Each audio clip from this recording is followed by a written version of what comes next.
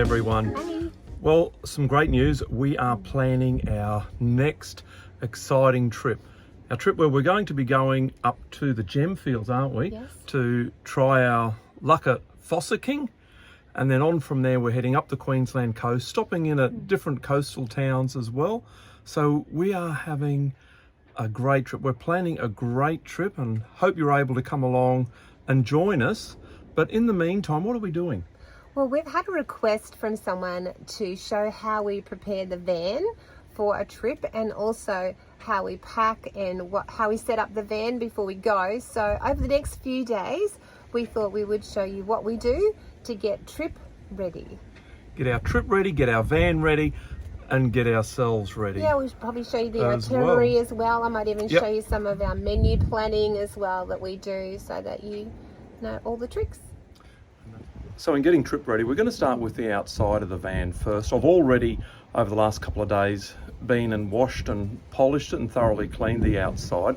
Not only because it looks nice, but because we're going to be going coastal, polishing it's going to make it so much easier to clean the vehicle once we come home. So we've done that. We're going to check the tyre pressure, and you'll probably notice it is a bit windy today, so apologies for the noise. We'll move out of the wind a bit if we can. There we go. We've washed and polished, we've checked the tyre pressure. We're going to be going and having a look at the toilet cassette and making sure that's clean and tidy in there. Yep. The water tank will be filled because it's always a good idea to take some water with you just in case you're not able to get anywhere you're going, because we are going to be doing some free camping. Yeah. So yeah, Is there something about the roof as well? We'll check the roof as well to make sure that the TV antenna's working properly, that sort of thing. So yep, so let's get trip ready. So one of the other things I want to do is take out the toilet cassette.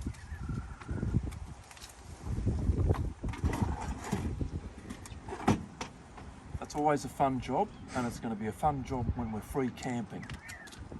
So you can just show in there.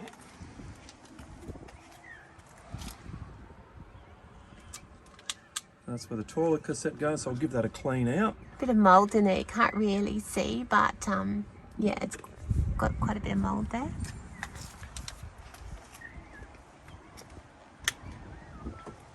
Anytime Mark ever cleans the bathroom Everyone know how these things work? is in the camper van.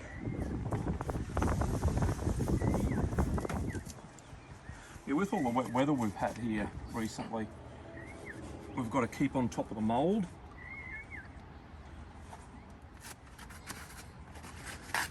Give it a good dry out so we don't get the mould back again.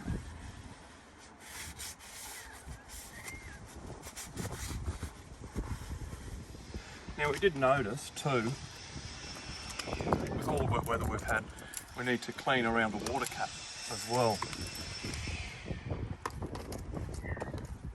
Oh my goodness, that's quite mouldy, isn't it? Yeah. We don't need any of that in our water tank.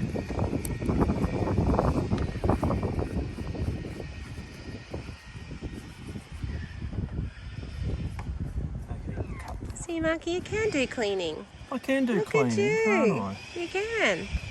One of the really important things I like to do before we go on a trip is to always check the tyre pressure in our camper. So we have a little Airhawk Pro.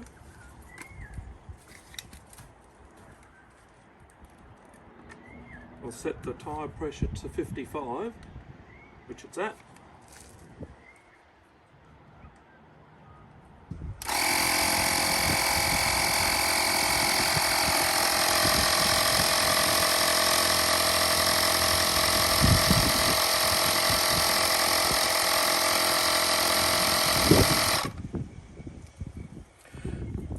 And then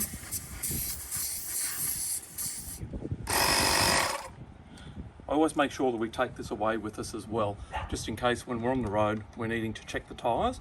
It's both battery and DC connectable. So one very important thing that we need to do before any trip is to always check the fluid levels.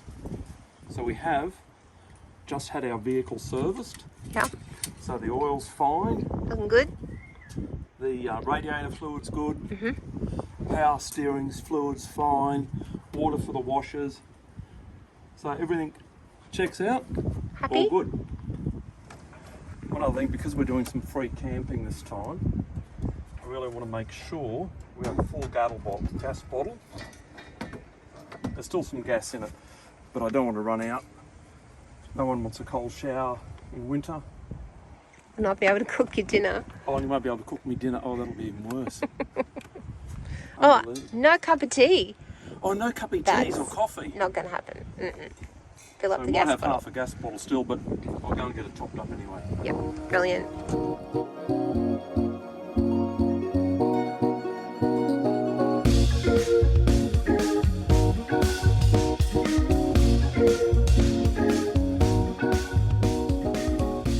So we have a tunnel underneath the bed here. So I've purchased these couple of baskets from Target, and Mark has one and I have one. And so in here we put the more bulky things, jumpers and jeans, any extras that you can't fit up the top, and they just pop underneath really easily. Boom. Easy to pull out when we need them. Boom. Done. And I run this side in this little overhead locker. There's just a great amount of room for my toiletry bag, and Mark sits on top, which he hasn't popped in yet. I've just used this one for some extra food supplies, I guess. A bit of a pantry, isn't it, really? Yeah, a little bit of a pantry. And of course we've got the rat test in these days. Good old COVID. And then that's extra towels and mats and hand towels and things. So we've got supplies on hand. And then under the bed is where we store extra more bulky items. So fit all of your clothes in for a 2-week trip or longer in the camper van? Well, I'm glad you asked. So up here we've got, Mark and I each have an overhead locker. So this one's mine, probably because you can tell I got more. I still do have clothes in my wardrobe. I didn't bring them all. So in this one we just have our socks and undies and things that you just want to easily get out, you can pull out. And then these are all my t-shirts and shorts. And then Mark's got his socks and undies and a jacket and t-shirts and shorts, but heat sheets because he's got some hanging space. The camper doesn't actually have formal hanging space, but I'll show you what we've done there. So he's got quite a few things hung up that I don't have. And down the end, oh my goodness, it's amazing what you can stick in a small space. We've got the Mozzie Zapper in there, some extra toilet bits and pieces. I think that's a bit for the TV in that red bag. In the camper van, it's the night before our trip from the Gemfields, up to the Gemfields, out to the coast and back again tomorrow. Hopefully we'll see alpacas on the way to Tannum Sands. Anyhow, why am I here? I told you that I would talk to you about the way we pack the fridge and a little bit of the menu prepping and the meals that we prepare and how we fit things in. So here we go into the fridge. So you can see I've already put some food items in, but we found that I like to prep meals before I go. So I have 4 homemade meals before I go. So we found that I've got some sausages and frozen veggies back in here as well. It's amazing what you can fit in a tiny freezer, just saying.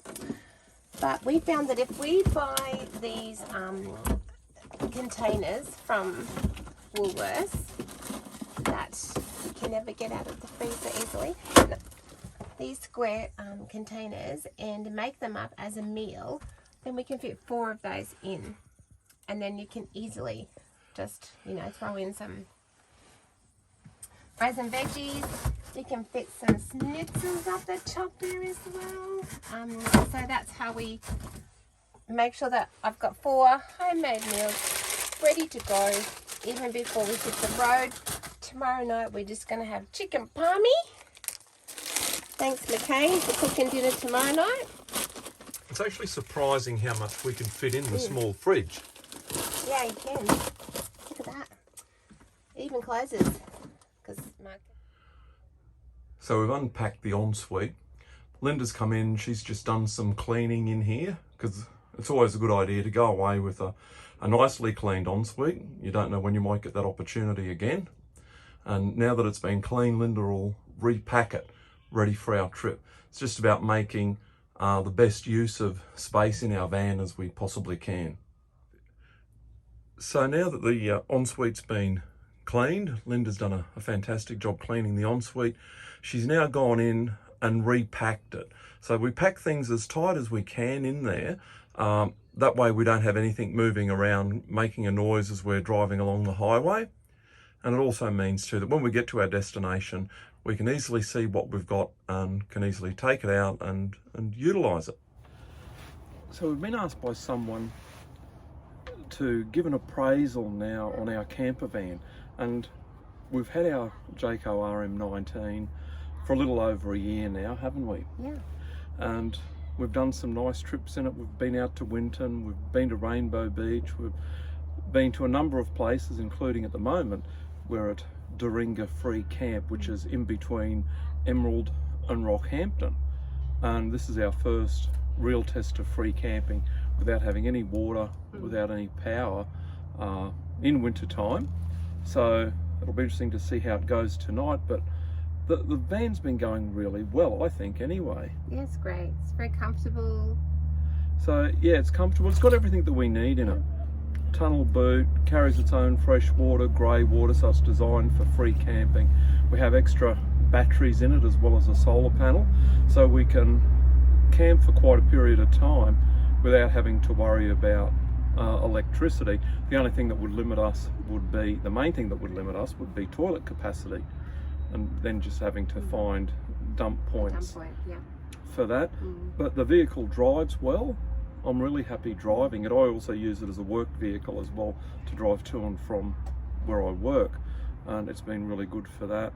Yeah, it's just been really smooth having it, and yeah, easy to park and navigate Yep. caravan parks, and yeah, easy to maneuver on the road. I've driven it. It's great to drive. Because it's only 6.2 metres long, it makes it so easy just getting into caravan sites, because a lot of the time we do stay in caravan parks, and sometimes I'll put us on their smaller sites, but the size of the vehicle just means it's just so easy to get on and off the site. It sets up so quickly as well.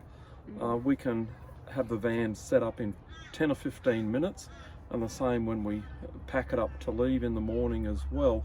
So yeah, we're just loving our experience with it. We hope to have it for a lot longer yet, and our dream would be to ultimately do a lap or half lap of Australia in it as well.